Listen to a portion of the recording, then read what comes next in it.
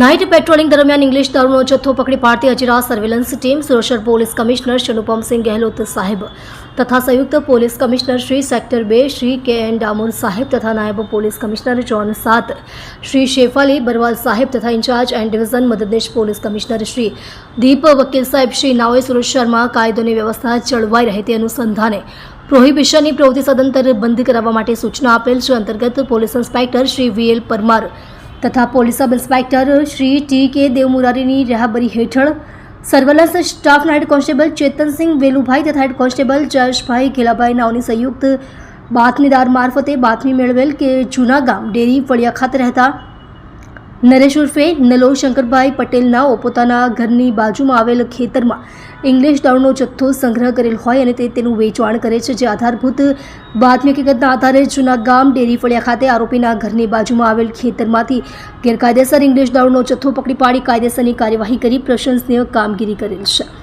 આપ જોઈ રહ્યા છો ગુજરાતની સૌથી પહેલા ખબર આપતી Surat express news channel director Rajesh મંગલેની સાથે.